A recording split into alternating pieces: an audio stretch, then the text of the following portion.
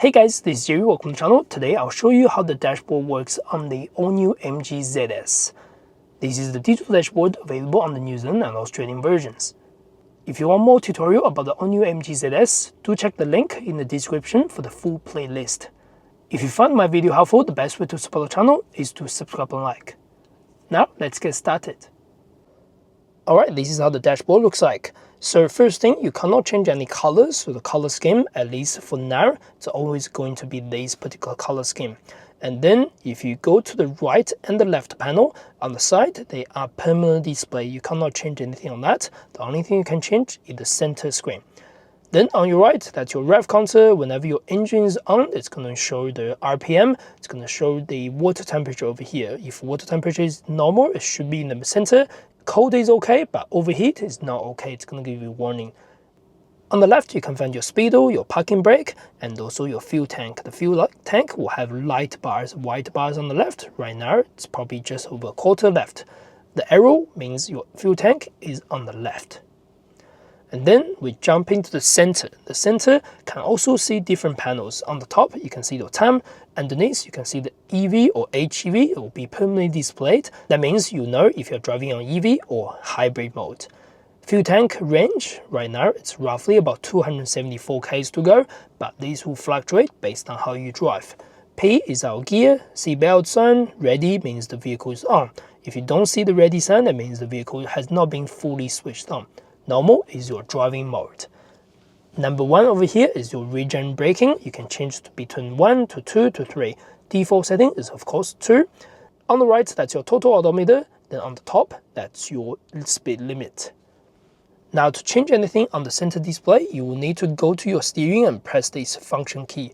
Press this, you will see the small display on the top. That means you can now use the joystick on the right to control whatever is on the panel. So go right or left, it will go to 4 different panels.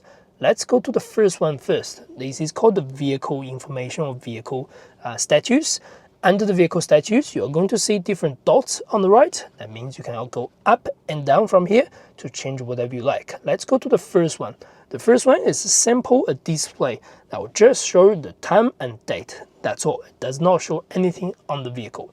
But if you go down, one click, that means this is how the consumption looks like from start.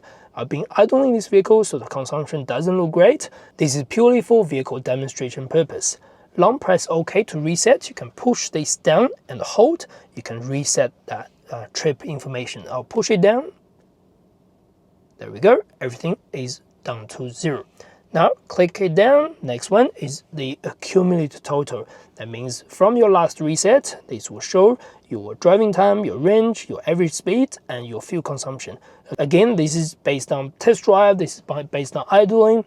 My average case can be less than 5. Again, I did that on one of my shorts on the YouTube. If you want to check it out, again, you can do long press OK to reset. Anyway, keep going down again. You can see the energy flow. The energy flow will show your battery charge, will show your engine and whatever.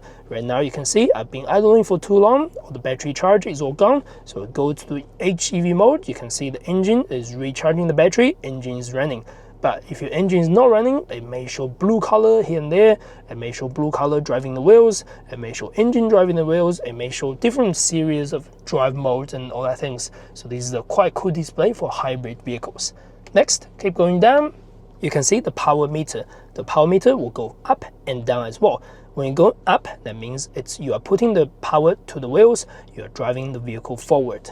If you're going down, that means when the vehicle is recharging the battery, it will go lower kilowatts and lower power meter. So that means you are recharging the battery when you slow down and when you brake. Next one, let's go to the right panel. That's your setting panel. You can change the brightness of the dashboard. So click OK, go up and down. You can change how you like the panel to be on. Once you have selected that, just push it down to set and return. Next one is called overspeed threshold. You can click OK to select that. Right now it's off, but you can go up to 200 k's, you can go up to 100 something k's.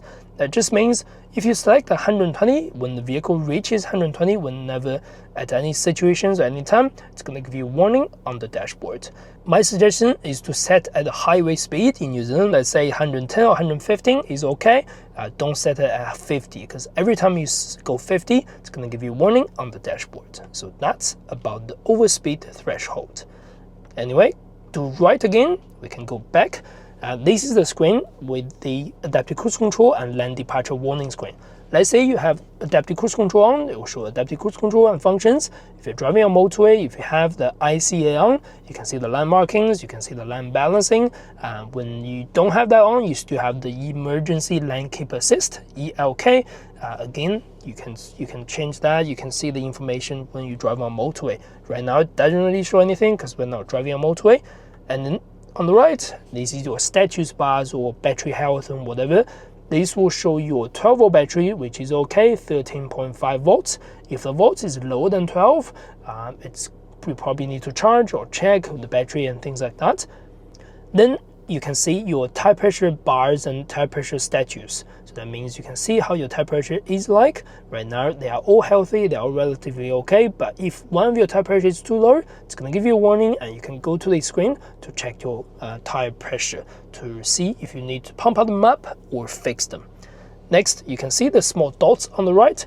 That means we can go down. You can see the fault messages. Right now, there's no fault messages, so that's okay.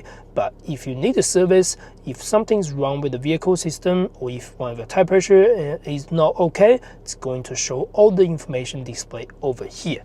So that's how to change the dashboard and settings, and that's how to use the dashboard.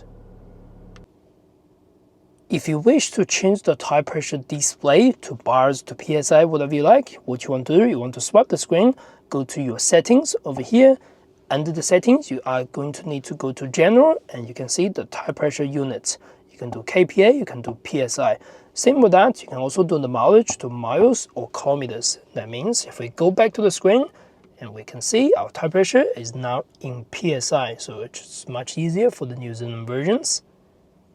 Alright, that's the end of this video. I hope you enjoyed the content. If you do not forget to subscribe and like. That's the best way to support the channel. Do not forget to check the link in the description for the full tutorial on the all-new MG ZS. That's the end of the video. See you next time.